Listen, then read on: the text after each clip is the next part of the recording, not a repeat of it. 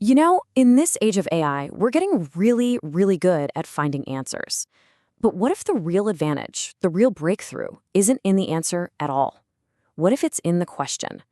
Today, we're diving into a powerful framework for thinking differently with AI, something put together by Cyril Bladier. It's called the Asymmetric Questioning Model. And really, it all kicks off with this one simple question for you. When you sit down and start typing into a search bar or an AI chat, are you just searching for stuff or are you actually thinking? I mean, think about it. For the last 20 years, we've basically been trained to believe that getting information instantly is the same as real understanding. So let's get into it. The core problem here is something we can call the symmetry trap. It's this idea that the tools we use every single day, our search engines, our basic AI, they're designed from the ground up to give us the popular opinion, the common view, the established consensus. And this slide, well, it lays it all out, right? On the left, that's the world we all live in, the Google paradigm. You ask a question, you get the best, most common answer. It's all about information, but it just filters out the weird disruptive ideas. Now, the asymmetric model on the right completely flips that script. It's not about finding an answer, it's about creating friction to find a unique signal. The whole game becomes strategic, not just informational. So the big question is, how do we break out of this trap? Well, it's about a fundamental shift in our approach. We have to learn to ask asymmetric questions. It's about stopping the hunt for answers and starting the search for really revealing contradictions. And this is the key right here, the Asymmetric Questioning Model, or AQM. It's not just some fancy prompting technique. It's a whole mindset, a cognitive posture. You stop asking, what's the answer to this? And you start asking, where does the common understanding of this completely fall apart? So, what's the point of all this? The goal isn't just to get a clearer picture of the map we already have. No, the goal is to fracture that map. You are actively hunting for the unexplained gaps, the misalignments. You want to create strategic tension, because it's inside that tension that you find those weak signals and totally new ways of looking at a complex problem. Okay, I know this might all sound a little bit out there, a little abstract, but it's actually a super practical framework. The model gives us 5 distinct layers to build one of these powerful asymmetric prompts. You can almost think of it as a recipe for engineering a new perception. And here they are, the 5 layers. Think of these as building blocks. Each one stacks on top of the last to create a question that forces the AI to think way outside its normal, consensus-driven box. So let's just quickly walk through each one. All right, layer 1, role reframing. So instead of just firing off a question, you first tell the AI who it needs to be. For example, act as a perception analyst who is scanning for overlooked investor patterns. Right away, it's forced to put on a completely different set of filters than its default.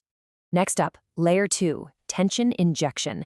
Now this is the real heart of the whole model. You deliberately put a contradiction right into the prompt. Something like, what narratives do companies push publicly that their own hiring data seems to contradict? You see, you're not asking for facts, you're asking for the gap between 2 sets of facts. Layer 3 is all about context anchoring. You've got to ground the prompt in a specific situation, a real place or time. And the more specific you are, the better. Not just a company, but Company X during its pre-IPO buildup in the second quarter of 2025. This takes that abstract tension and plants it in a real-world scenario. Okay, number 4, and this one is a game changer. Constraint design. This is where you tell the AI what to ignore. Ignore all corporate websites and press releases. Focus only on C-level interviews and recent recruiting behavior.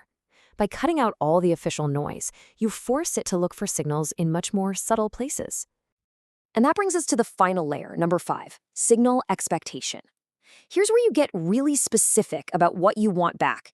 You're not asking for an answer, you're asking for a specific type of insight. I want you to find 5 weak signals that contradict the company's stated market position. You're basically defining the shape of the surprise you're hoping to find. All right, so theory is great, but what happens when you put all 5 of these layers together in the real world? The source material gives this fantastic example using an AI tool called Comet, which is actually built for this kind of structured thinking. Just take a look at this prompt. This is not your average Google search, right? This is a full-on strategic simulation. It's got all 5 layers baked right in. A role, some injected tension, a super specific context, clear constraints, and a direct expectation for the kind of signal it should spit out. And check out the result. This isn't just a jumble of links or a summary of articles. What you get back is a real, synthesized, strategic analysis. It comes up with plausible trade-offs that a competitor might have made, and then it proposes concrete, actionable countermoves. This is the kind of thinking you just can't get from a standard search. But here's the thing you absolutely have to understand. The real magic here, it isn't about whether this output is 100% factually perfect. The true value is the cognitive tension it produces. It forces you to see your own blind spots and to think about possibilities you hadn't even considered. When you step back, what you realize is this whole model, it represents a massive shift in how we should be thinking about and working with AI. We need to get beyond just retrieving information and start thinking of ourselves as perception engineers. There's this quote from the source material that just nails it. It says, "This isn't a technological leap, it's a cognitive mutation." And that's so perfect. It's not just a new tool, it's a new way for our brains to actually work. We're not just getting a faster way to do the old thing, we're fundamentally changing how we operate. And that really gets to the heart of it, doesn't it? For so long, the name of the game was search faster, but that's over.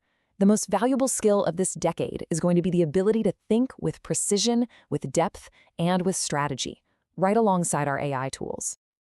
So let's wrap this up. We're living in a world that is just flooded with answers, right? The real edge isn't finding one more piece of information. It's the ability to generate that friction, to see the gaps in the story, and to ask the question that no one else has even thought to formulate yet. So the only real question left is, what will you ask?